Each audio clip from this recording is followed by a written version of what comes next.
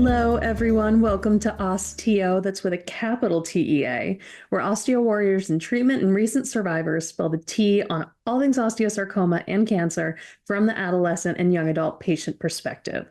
Listen in on our honest and personal conversations about our osteo experiences, story, and who knows what else. This podcast discusses all aspects of the young adult cancer experience in a conversational format, and we can get off track sometimes. Audience discretion is advised. Like and follow MIB Agents on all social media platforms for all the intel and hot goss. Sammy, kick off our little messages.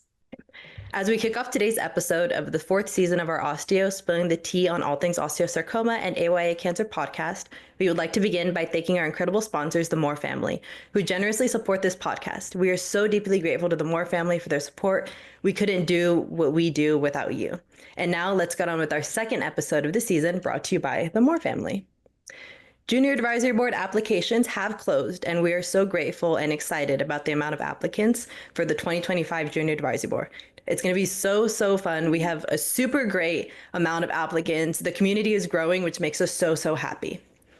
MIB Agents will be on Capitol Hill for Childhood Cancer Action Days, February 27th to the 28th in Washington, D.C. Action Days is a 2-day in-person event in Washington, D.C.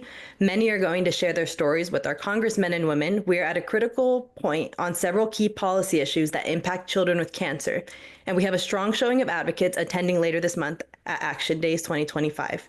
Sharing our stories with members of Congress ensures the voice of children with cancer is heard loud and clear. Mia, would you like to tell us a little bit about Factor? I would love to. While I haven't been to Factor since 2022 due to multiple scheduling issues, it was so much fun and always is so much fun. And I always have FOMO when I'm not there. And so I'm really hoping I can make it this year because it's in Salt Lake City. Centrally located, a little bit out west. It's going to be very fun. So we are going to be in Salt Lake City for Factor in Utah in June. It's approaching very quickly and we're really excited. Registration will be opening very soon, hopefully by the end of February. So stay tuned for more details. We have a ton of exciting things to look forward to in Factor HQ this year. As usual, we're working on have our TVs, video games, snacks, art supplies, art classes. It's just a great space to hang out and just chit chat with other osteo warriors and siblings, and just a really great place to hang out if you don't want to be in the lectures or the presentations that are also so wonderful at Factor. But if you're a little scienced out, it's nice to take a little break. And I know that I loved being in HQ. It is going to be absolutely fantastic, and we really hope to see you all there. Also, for Factor, travel awards are now open, so submit those applications ASAP. I know we have time, but applications, sometimes we put them off. Let's get those in because we are so excited for Factor. So the specific travel awards we were talking about here are the Scientific Travel Award and the Osteo Warrior Award. So for Scientific Travel Award, if you're a researcher or a provider and you want to get out to Factor, you can apply for this award. The deadline is March 28th, 2025. You can find it on our website at mibagents.org. You just send in your application and we will help pay for your lodging and travel to Factor. And so if you're an osteo warrior and you also would like to make it to Factor, you have until June 6th to apply for your travel award. These are really great opportunities. I highly recommend that you send in your application. So again, for Scientific Travel, March 28th, 2025 is the deadline. And for the Osteo Warrior Award, it's June 6th, 2025. So much closer to the actual event. Also, as always, please submit ideas to us for future topics because we love hearing from you. We really want to hear from everybody what you want to hear us talk about. Reach out to us through social media. Reach out to Kara, who is our social media manager, and we will get back to you. And we're really just excited to hear from you all. All right, everyone. So welcome back to our second episode of the year. So excited to be here. So happy to have you all here. We are going to be talking about pets today, which is really exciting, and our furry friends and how they get us through treatment and how they just lift our spirits and are adorable and wonderful. All of the crazy stories we have about them and us and our treatment and everything in between. But before we get started with our questions, we're going to start with our main segment. What's the tea? No, like literally. So I actually forgot to bring my beverage in here. So let's just start with that. So 0 out of 10 for me right out of the gate because of the lack of beverage. Um, but yeah, so I'm also going to share, obviously, like we always do, our name, age, where we're from, what we're up to, kind of what our osteosarcoma history is, and what we're drinking and to rate it. But again, I don't have a drink because I forgot and I'm lame. So my name is Mia Sandino. I am 25, but when this drops, I will be 26. I am from LA, was born in New York, but was raised out here. I am currently attending Syracuse School of Professional Studies online for a cannabis studies certificate program, which I'm loving so far. I'm studying specifically cannabis in the context of science and health so I can help other cancer patients along the way. I was diagnosed with osteosarcoma in September of 2018. It started in my right proximal tibia, and now it is primarily in my lungs, but has spread to other bones in the past. It's been a long 6.5 years, but I'm very happy to be here with you all today. Again, I do not have a beverage, unfortunately, because I forgot it. So just pretend that I'm sipping some piping hot tea. And yeah, Sammy, all you. That's okay. I've spilled my beverage before this, so there's just like a bunch of beverage malfunctions this episode. We kind of just roll with it. So my name is Samantha Ulloa, but I go by Sammy. I'm 22 and I live in Southern California, Redlands specifically, which is about an hour or so from LA, so not super far from Miss Mia.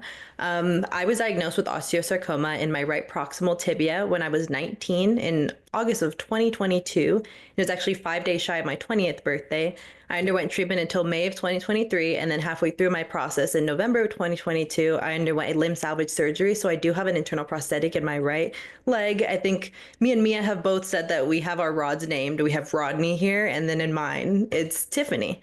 So beautiful, beautiful little metal knees, you know? I'm currently pursuing a degree at a local community college. I'm still trying to figure out exactly what I want to do. I just know that I want to help people. So I'm on a path and not putting any pressure on myself, but still super excited to see what my future holds. I right now am drinking, actually, it's cold tea. It's like brisk tea, but because it's like 80 degrees here in California, like don't you just love California winters? You can't really have tea because it's still hot outside. So this is like, I think it's strawberry melon tea. I really, really Mm. like it. And my cup says my dog is my Valentine, which is actually perfect because Furry Friends episode and also Valentine's Day this month. I would give it a 9 out of 10. I really like this type of brisk tea. I take away a point just because I think maybe like I'm getting older and not liking sweet stuff as much. And like right now it feels a little too sweet. So my frontal lobe is developing for sure. I'll pass it along to Sloan. Do you want to go ahead and tell us a little bit about yourself and about what you're drinking?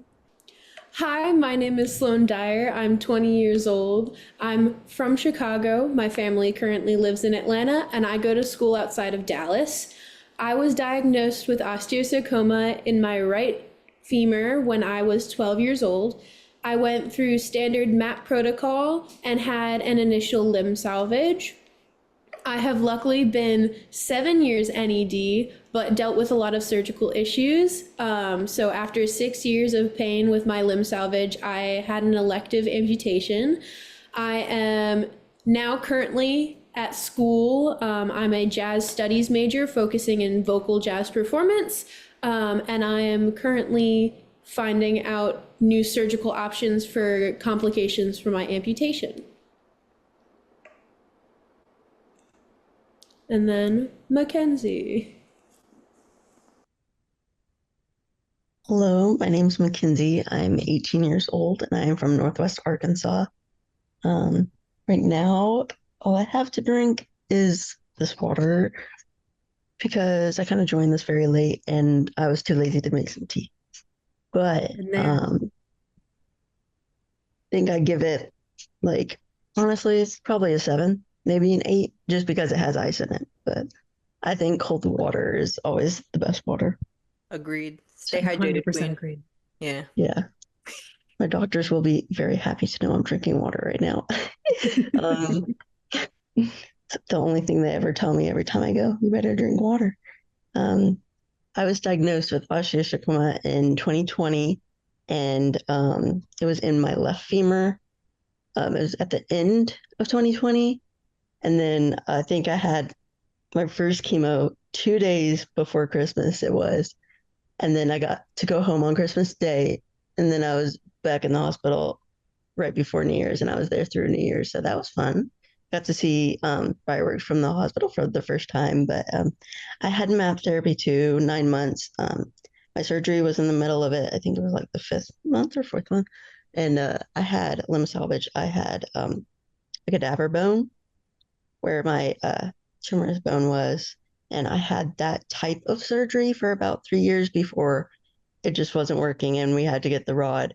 I also had heart problems from chemo, but that's a long story. Eventually, it caused heart failure. I had to get a heart pump. I've had my heart transplant now, so that's really nice and good.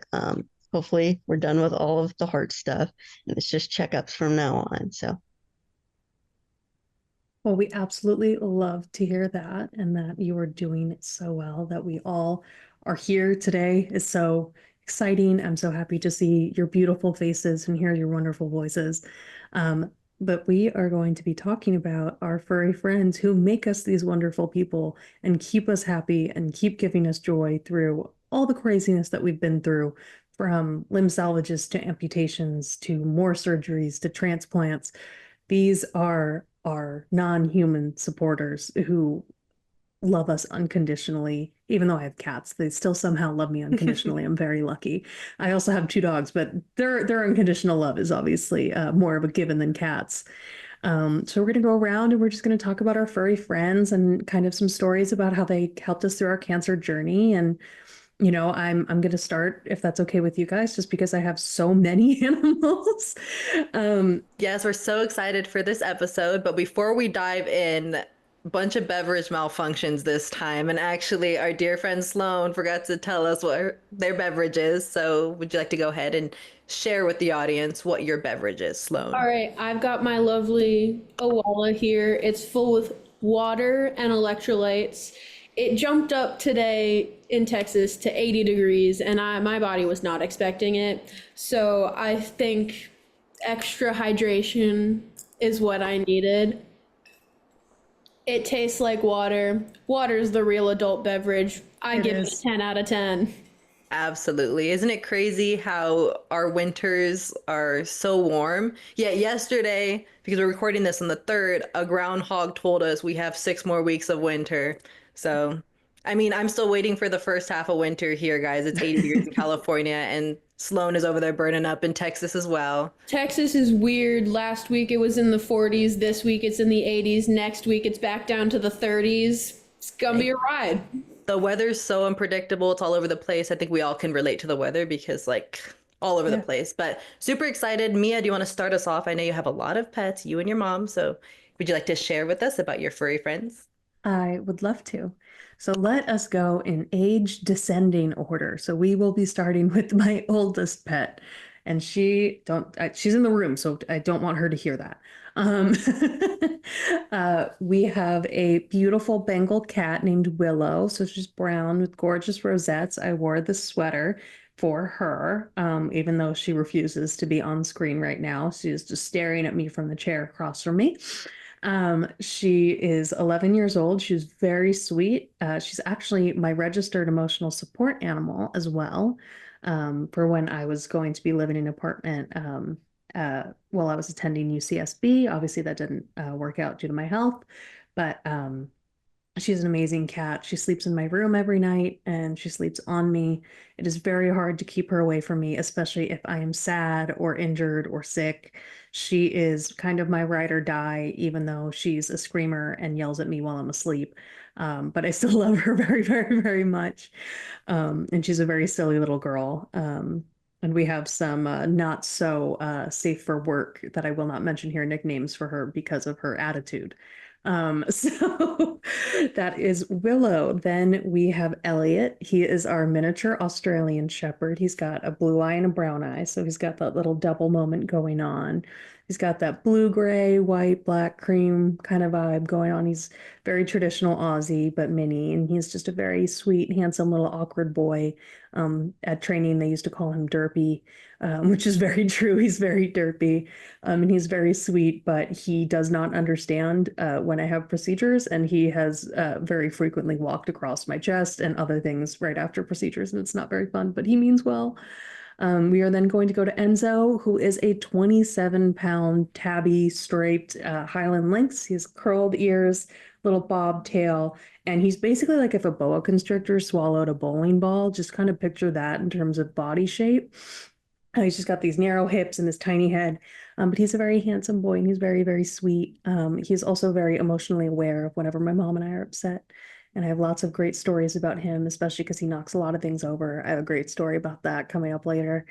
Then we have Mateo, who is 4. He is also a Highland Lynx, but he looks like Enzo, but smaller, and he's a short king. He's like has like these awkwardly little short legs, and I love him for it. But he was born like that. I don't know what his deal is.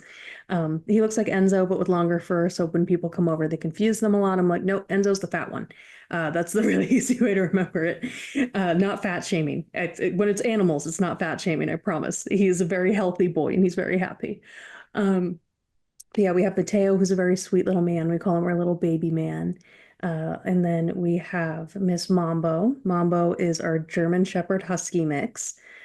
She is very energetic and very sweet, although she is a jumper. So again, sometimes an issue with Rodney. She's knocked me over a couple of times, even though she's lighter for her mix of breeds. She's only 45 pounds, so she's just a skinny little girl, and she's a leaner, but trust me, she eats. She's just very, very active, and we're too scared to do obstacle course training with her because we're scared that we're going to turn her into a parkour monster who ruins the house. So she's an amazing, very, very sweet dog, and she looks like a little baby deer. She's very sweet. And then we have my second youngest cat is Lizzo. She is a big Maine Coon Highland Lynx mix. So she's got a little bit of the curled ears, but they're big and pointy still. Huge fluff ball. She's got all the colors of animals that you've ever seen in one animal. She's just this beautiful black tortie package of just brown, black, cream, white. She's got a white mustache, which is really cute. And she's got these fluffy paws and this like very feathery kind of most of her coloring is brown and black, but she's got some notes of orange as well. And she's very, very sweet and has a very dainty voice, which I think is very funny. Given how she's probably 20 pounds. I mean, Maine Coons are huge, and so are Highland Lynxes. So she's a great best of both worlds, and she's very sweet. And then our youngest is actually in here. And if you guys give me a moment, I will grab him because he's so cute. He is our youngest, my little Guillermo. He looks like a little mountain lion. And here he is. You can tell that he's upset that I picked him up, but he's still sweet and very baby. He's just a year old, and we love him very, very much. He's named after Guillermo de la Cruz from the What We Do in the Shadows show, which is about vampires who live in Staten Island. It is a great comedy. It is rated mature, so only for our mature listeners. But yes, he's named after a vampire hunter. So those are my crazy animals. And Sloan, if you want to go next, I'll hand it over to you. Yeah, I have 2 dogs. My dog is, his name is Sam, and he was adopted right before I was diagnosed. I was diagnosed in December of 2016. We got him in November of 2016. And he is like a dog version of a teddy bear. He's the most adorable little man ever. And he's a mutt, but we did like the testing on him just out of curiosity because he looks not exactly how you would expect just because he's tiny. He is German Shepherd, Australian Cattle Dog, Lab, and Yorkie. So he has all the features of a German Shepherd. He has a German Shepherd face. and he acts a lot like a German Shepherd mixed with a lab. Not really Australian cattle dog though. Not really sure where his energy went. It's just non-existent. But he's really short, long, and absolutely adorable. He's all black except he has a little white stripe down his chest. And then my other dog, her name is Alice, and she was adopted by us in like 2014, so a while ago now. And she is really cute. She's a little bit smaller than Sam. She's a mix of Pomeranian, miniature poodle, and mixed sporting breeds. She has a lot more energy than Sam. And one thing about her is she is obsessed with food. Absolutely obsessed. You cannot pull her away. She just sits there and stares. She also is like that with attention and petting, which seems like it would be so lovely and so great. It is not. I will be petting her. She'll be on top of me. I'll be petting her, not even stopping.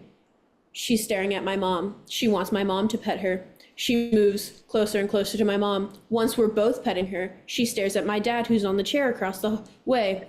She wants all three of us to be petting her. And it's never going to happen, but she just wants more and more and more attention. And it's really adorable, but it can be a lot sometimes. Anyway, Sammy. Yeah, I was gonna say she sounds really relatable. I mean, attention and loving food. I was like, what, are you describing me or your dog?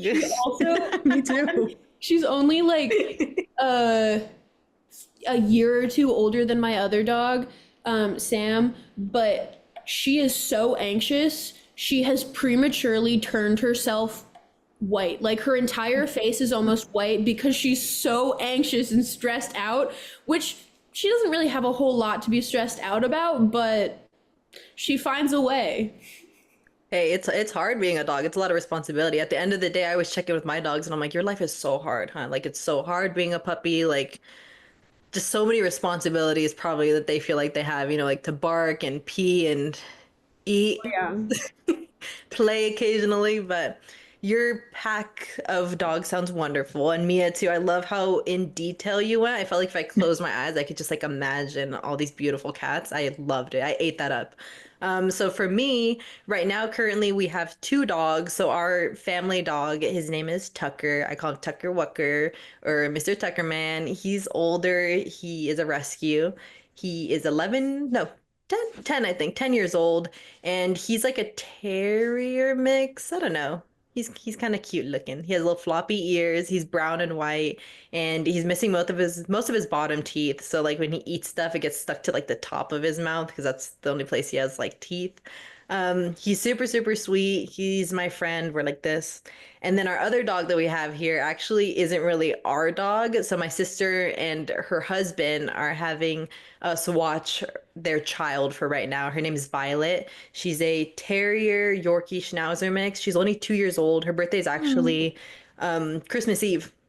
So she's a Christmas baby and she's super energetic and she's super goofy. And we always say that she only has about like 3 brain cells that bounce around her head and make decisions for her because sometimes her actions are just really, really questionable. And together they get into like so much trouble. They know how to open doors, like our pantry door. They know how to open like the back door to let themselves out, like the screen door and stuff. They're super smart, but they're this little like iconic little duo and they just cause havoc in our house, but also bring so much love. And I just love them so much. And then my dog that I actually had with me during my treatment, unfortunately, she passed away almost a year ago in February. Her name is Zuma. She's not here with us now, but she's here in spirit, and she also is here in the form of a pillow. So this is Zuma. She's a black lab. She's my best friend. She was 9 years old, and she was just the sweetest dog ever. I think labs sometimes are super energetic. She was just the opposite. Like she was such a chill girl. It was like zero cares in the world. She just was motivated by attention and sleeping and food. So just like me, that's why we got along so well. She was really my rock during treatment because a lot changes, but what never faltered was the way that she loved me. And I think it's so important to have our like furry friends along the way, and we'll get more into that. But yeah, those are my two dogs right now, and then my little angel puppy who's up, and I hope that she watches the podcast. I feel like she does because I mean, why wouldn't she want to watch her mama on a podcast? But yeah, I miss her so much, but she was really good to me. What about you, Mackenzie? Tell us about your pack. I've had a lot of pets over the years, but the four that were here when I was diagnosed, I had two cats and two dogs. Um, the oldest were the cats. They were siblings. My grandma brought them all the way up here and dropped them off when I was 1 years old. I'm sure my parents love that. um, their names were Sugar and Spice. Sugar, she was kind of gray with like lighter gray stripes and a white belly. And then Spice is, he's a big boy. Let's just say that. He's kind of chunky. And he's white with grayish black spots. And they've been around forever. I think she lived to about maybe 15 years, and he is currently 17. So been around a long time. And then my dogs, the oldest is Gree. I think she's turning 12 this year. Uh, she's an old lady. She has all this gray on her and all this scruff, and it's so cute. And honestly, she's kind of like us because she can't walk very well anymore. And I'm like, girl, why are you trying to copy me? I don't know why. Because honestly, my other dog tried to copy me too. I'll get to that. But I remember the most from when she was little. Well, I don't remember, but I remember hearing stories that she would always eat shoes, but only the left one. And I was like, because then they'd have to go and get a whole nother box. And I'm like, oh, that's so sad. And she'd hide things too. She used to hide my binkies and stuff. It was hilarious. Now that she's older, she likes to hang out and go on walks. Not very long ones, but small ones like me. And I think that's really cool that she kind of goes at my pace. And then the younger one, her name is Jazzy. Oh, I forgot to mention, both the dogs' names are kind of Louisiana based. So if you don't understand what Grigri is, it's just like kind of magic. And then Jazzy, Jazz. And she's 7, turning 8, I believe. And they're both black labs. I think Grigri came from Louisiana, and then Jazzy came from Arkansas. Jazzy, she's kind of crazy, a little menace. When she was younger, she would run away. She would find her way into people's backyards and through doggy doors, and we'd always get calls from the same few people, be like, "Come get your dog." She's at our house, and so eventually she had a shot collar, and she would run straight through the line and just get zapped and be gone. Like it didn't phase her at all, and it was the most funniest thing. Um, I think a good memory from both of them together was when I was in a wheelchair and I had their leashes and they pulled me up a hill. It was really funny. I don't even think they realized they were pulling me, but it was really hilarious. You're just sitting there, mush. I love hearing everyone's stories, like the way that we talk about our pets, like they really do have like their own individual personalities. You know, like it seems like we've all during our lifetime had multiple pets at a time. Like they're so different. Like every single one is different. It's so sweet. And I want to ask you guys during your treatment, having these pets, what did it mean to you to have that kind of unconditional support from your pet that was unwavering throughout all of the uncertainty? So I'll start. I don't know if I said my dog's name, but her name was Zuma, named after the Paw Patrol chocolate lab named Zuma. Shout out to my brother for naming her. But for me, it was just there was a lot of changes that happen when you're going through your treatment, having cancer, physically, mentally, emotionally, like you're changed. But what I noticed was the way that she would look at me was never any different. And we actually had her since she was a puppy. She was like one of my dad's friends, I believe. The dog had a litter and they ended up giving her to us. And she's like a mutt, she's lab mixed with, we don't know, but super, super sweet. And she throughout her whole entire life was super, super attached to me. Like I'm a dog person and we were just always inseparable. And I remember prior to being diagnosed, she would actually nibble at the site where my tumor was. Like she would sniff at my knee and nibble at it. Yeah. And I used to push her away because I would be like, oh, like you're getting your slobber on me. And she would never really lick like that. So it was weird. And then I ended up being diagnosed and I was like, oh, so I like to say the first person to diagnose me was actually my dog because she knew something was up, but I just was not listening. After that, during my treatment, obviously, like I said, like a lot of different changes. I just remember coming home after my long, like 5 to 6 days at the hospital. I would come home for maybe like 1 or 2 days a week. And I remember the first thing I would do would be go to her because she didn't see me any different. Like I was still her best friend who maybe just had a little less fur than she did. But and it just meant so much that that was one thing that was completely constant and there was never any change, you know? So, what about you guys? What was it like to have that from your pets? Because I know our family and our friends give us that, but it really is different coming from like a dog or a cat. How about you? Let's start with Mia. Well, as you know, I have many, many stories about my crazy pets. So when I was diagnosed, we actually only had three cats and one dog. And obviously, as cancer patients, I don't know if you all feel this way with your family members and loved ones, but it's kind of hard to say no to a cancer kid.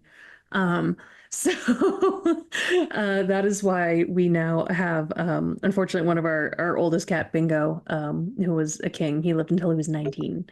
And I was actually, it's when they thought I was in remission that it was when he passed away. So I like to think that he held on kind of as long as he could to be with me, because I got him when I was 3. So having him for that long, he's just a very sweet boy. I'm not in active treatment, but I still have active osteosarcoma in me. So it's a little, in other episodes, I'll touch more on that. But I remember my biggest kind of hospitalization, not my longest, but the kind of the scariest was I was on an immunotherapy that does work for osteosarcoma, but I happen to have this extremely rare side effect. When I say extremely rare, I believe that I was like probably only like one of 5 people that this has ever happened to. So it caused my immune system to start attacking my own liver as well as the cancer cells. So that's not fun because you kind of need a liver. And since I had stage 3 metastatic osteosarcoma, it's not like they were like, we're going to put you on a liver transplant list. So basically, I had to try all these crazy treatments, and I actually ended up like my immune system was so weak because they had to knock it out to save my liver. Even though my liver function test kept going up. I was in the hospital on a vent for a really long time. I ended up in septic shock. I had pneumonia. I couldn't control my own blood pressure. I almost died like 4 times in 12 days. It was a really scary time for my family. And so I came home that first night and I was really, really weak. And, after being on bed rest for essentially like 10 days and coming home after 12. And I was just sitting on the couch and my mom was like, okay, I'll make dinner. And Enzo was on our kitchen counter as usual because he likes the attention. He likes to be tall. He likes to be at, almost eye level with us so we can pet him. And he will knock things over if we are not giving him enough attention. Usually it is we keep just a water bottle that we just refill to refill the dog's waters. And he will knock that over multiple times a day if we're not giving him the amount of attention he desires. So I got home. Obviously, I'm in a wheelchair. It's a very difficult time. I'm kind of out of it. I had some ICU delirium. And my mom's like, oh, let me go make dinner. And we had this big glass bowl that we used to keep on our counter. And it was actually empty at the time. It was one of the few times it was empty, but it was a big, big crystal glass bowl. So you wouldn't think that one of our pets would be able to do anything to that. And my mom went to make baked potatoes for us, and she realized that one of them had gone bad. So she dropped it into our trash can, which is kind of built into our island on the kitchen counter. And Enzo was sitting there, and she drops the potato, and it makes this loud bang noise. And it spooks Enzo, who was he was probably closer to 25 pounds then. He's gained a little bit since. But he sprints away and in the process knocks over. We haven't been home for even an hour. My mom has barely slept. I have barely slept. I have full ICU delirium. And my poor mom is just trying to make dinner, and the cat knocks this massive glass bowl. Glass shatters. It goes all the way down the long hallway towards like our dining room and in the front of the house. It just all over the kitchen. And of course we have these cats, at the time we have 4 cats and Elliot, who's our dog, and they want to see what's going on. And so my mom is the only person that's home other than me, and I can't move. So she's having to clean up all this glass. And we're just, the two of us were laughing so hard because what else are you going to do? And so we're just cracking up over Enzo, and he's a special boy also, because I can't remember who said it, but we also got Enzo right before I was diagnosed. We got him in June of 2018, and I was diagnosed in September of 2018. They found the tumor in August, but I wasn't diagnosed with osteo until later. So he's definitely been a really, really big support through it all. And I'm trying to think of another silly one. Basically, just that we keep collecting these cats and these pets because I see them and I fall in love with them, and I say pretty, pretty please, and I bat my big brown eyes, and then I hope that we get said pet. But we are at full occupancy. My mom, as if when she watches this, you don't have to worry. We are at full occupancy. I don't want any more. Oh, Seven see, is I love that story. It's so awesome how dogs and cats and pets just provide like unconditional love and support, but also they're the ones that really make us laugh during those times without yeah, even trying. Like they bring us so much laughter because, like you said, what else are we gonna do? So it's nice that there's that consistency within them. yes. What And about no you, pets Mc? were harmed. Yeah, No pets no were pets were harmed. No one harmed. stepped on glass. Everything was okay. No humans stepped on glass. I did not roll my wheelchair over the glass. The flashlight app always comes in handy when you break something. So, It's even funnier in retrospect, huh? Like after it's all happened, to look back, like right now, you think about it and it still makes you laugh just as much. Like I was laughing listening to your story, so I can only imagine what that's like in person. But what yes. about He you? also, oh, Mhm. sorry. He also knocked over a bottle of vodka, but thankfully that did not break because my mom definitely needed a shot after No, yeah, that's that. yeah, that would have been devastating. I don't know if I would have been able to laugh. I'm just kidding. What about you, Mackenzie? What was it like to have the consistent love and laughs from your pets while you were going through your cancer journey? It was really amazing. I mean, I think the first example I have of this was after my biopsy, and I had this like patch on my leg, and I was laying on the couch, and my dog was laying with me, and I took a picture of it, and it was just very sweet because she was just being very gentle, making sure not to put too much weight on me. She knew I wasn't doing as well, obviously. I mean, she'd been watching me limp for the past 2 months and surprised. Like, have you seen those videos of those dogs that copy their owners and start limping too? I'm surprised none of my pets started doing that, but I kind of wish they did because it would have been so funny. And then another story I have, well, I mean, for cancer, most of my inpatient stays weren't that long. So I'm like, oh, at the end of the week, I'll get to see them. But I think once I hit longer stays, like longer than a week stays, or like when I had my heart failure, uh, it was a very long stay, 3.5 months, and I think it really hit me how much I need my pets. And my brother and my dad would FaceTime me from the hospital, and they would just show me my pets every time, and it was just such a cute thing. I remember missing them a lot because like there are points where I get to see my family, but they can't exactly drive in the car 3 hours or go into a hospital. So that was hard, but it was just really amazing to get back to them afterwards.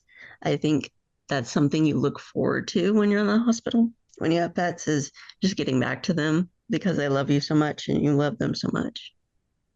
I think we've all been there where our family members have FaceTimed us with our pets, and when like you're in front of the phone and you're calling their name, begging for them to understand, like, I'm right there on the other end of the phone, you're like yelling at them, and they're like, doo doo doo. Like, oh, that's so cool. What about you, Sloan? What was it like having your pet support during your process? It was so helpful for me. As I said, I got my dog like a month before I was diagnosed, but it was similar to Mia. My parents both knew that I was really sick before we adopted him, and I asked for a dog for Christmas, and they were like, "Well, we can't say no." Like, um, but they did make sure I picked a dog that wouldn't be too high energy and would work well since they knew I was likely going to be really sick for a long time. Um, and I mean, they made the perfect choice. My dog Sam, he changed everything in my chemo. every time I would come home, he would lay on the couch with me. They weren't allowed on the couch before I stopped being able to walk, and they have been allowed on the couch ever since. And it's been great. It's another thing my parents could say no on. But he would lay on my chest like as much as he could. But something that I absolutely adore that he does is when I had my limb salvage, he would lay parallel to my right leg and wrap his tail and his head lightly over my leg, right over my knee where it usually hurt the most. And like you could tell, he knew what was going on anytime I'm sick, anytime I'm not feeling good, especially with cancer-related pain and surgery-related pain. He always knew. And now that I'm an amputee, instead of being parallel to my leg, he now sleeps where my leg used to be and wraps himself around my other leg, which I think is really cute. And something I heard from my brother who sleeps with him when I'm not at home. Apparently, Sam gets mad at my brother for having two legs because he finds it more comfortable. Because he has more space when he's sleeping with me. And I just about lost it when my brother told me that because it's so cute. My other dog, Alice, she was more of the comical effect for chemo. Not because she's not super clumsy or anything like that, but she is terrified of every single mobility aid. Every single one. Crutches, hates them. Canes, hates them. Walkers, hates them. Wheelchairs, also hates them. Prosthetics are fine as long as it's on my body. As soon as it's off my body, terrifying. And so just watching her try and figure it out during chemo and like my first times on those around her, it was really funny. She used to scamper away and like all of that. Now she's a bit less light on her feet, and so she just gets underfoot a lot. But I mean, I'm used to it, and it just gives me extra time to pet her every time she goes by, so I'm not complaining. Oh, So sweet. I love that. I'm watching right now Mia with her cat. Wait, which cat is that, Mia? I know Willow decided to finally come Willow. into frame, and Guillermo is screaming at the door, trying to get out. And I'm like, "You don't love me, my boy, my son, my Guillermo doesn't youngest." get paid enough to be on the podcast. That's why. Maybe if I like, know yeah, he'll be the first paid participant. yeah, paid in treats. Yeah. Um, if your pets were watching this podcast, what would you want to say to them? I'll go last since I went first last time, but I kind of want to start with Mia because right now your pets are in the room, but let's say that they were able to sit down and Yes, watch the I have podcast. 2 of 7 in the room with me currently. What would you want to say to all the babies? To all my babies, I would say how much I love you, how much I appreciate you, how wonderful you look today, how soft you are. And this is specifically for Mateo. I love you, my short king, my little himbo. He has about 3 brain cells approximately, but he is the arguably most handsome of the pets. So he's just kind of, so that's why I call him a himbo, because he respects women, but he's also an idiot. So very himbo. Think Kronk from The Emperor's New Groove, or Thor from the Marvel movies. Very himbo-esque.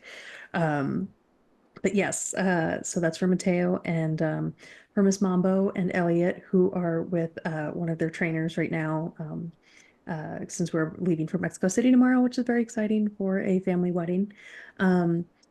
I miss you both very, very much, but I do not miss your barking as much as I love you both, because they're quite loud, especially, Mambo with her German Shepherd Husky lineage, and she definitely makes herself known, and she is a talker, so very, very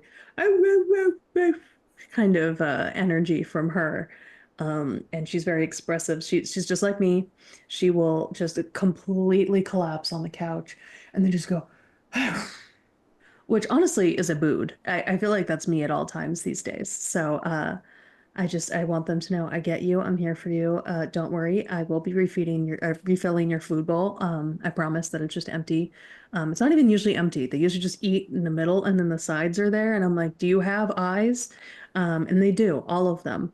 So please know that I love you very much. And I promise that you will be fed and watered at all times and very healthy and happy in this household. And please don't step on my incisions. It drives me crazy, but I love you. I love that. Fed, watered, and happy. I think that's Exactly. what we all That's what we want. all want. What about you, Mackenzie? What would you say to your furry friends if they were watching? I would tell them how much I appreciate them and how much I love them. And I would say, specifically to Sugar, the one that passed, I would say, I miss you so much. And I'm sorry we misunderstood you because she was in pain for a long time before we caught it. And we didn't understand that she was in pain because she was kind of always mouthy and like, can you get me this? Can you get me that? It was just hard to understand that she was hurting. We actually only caught it for like a regular checkup, but I just really miss her and I want her to know that. And to my other pets, I would say that I love them. Spice, you better be around for a long time. And to my dogs, please stop acting crazy. You make us look bad in the neighborhood. Um, we probably should have trained you better saying you to someone, but oops, that's probably my fault. But they're mostly behaved. I promise. They just don't know how to behave themselves around other people or other dogs or anybody, That's basically. relatable too, yeah. They're just Yeah, very I think, excited dogs, for yeah, sure. I'm like, me too. I'm well behaved, just not around other people. And it's Yeah. yeah. Oh, I wish our pets lived forever. Oh my gosh, isn't that like the Yes. saddest thing? Like sometimes I just look at them and I'm like, please don't leave. No. Yeah. What about you, Slen? What would you say to your I dogs? would say I miss you and I love you. Um, to Sam, I really miss our cuddles and I can't wait to just feel your little warm body and super soft fur on my legs again. Just cuddle with you. Alice, I do not miss you stepping on my leg because she does it every time without fail. But I do miss petting you and I miss your little cute face. And I hope that one day I am strong enough and able to give you guys a little walk like I used to be. I miss it very much. Oh, that's a good goal. That's awesome. Like even just taking them on a little walk, I'm sure they're looking forward to that too. You were saying right now, you're like, Sam, I miss your cuddles. I was like, I miss you too, Sloan. It's been too long, you and I. I love that. I would tell, well, my dogs are here. I would tell them maybe when the door is closed, respect the privacy because they come busting in sometimes if I don't click it right, and they know how to open my closet. I have nothing in my closet, but they like to lick my lotion. So I would tell them to kind of like maybe leave my lotion alone because it smells good but doesn't taste good.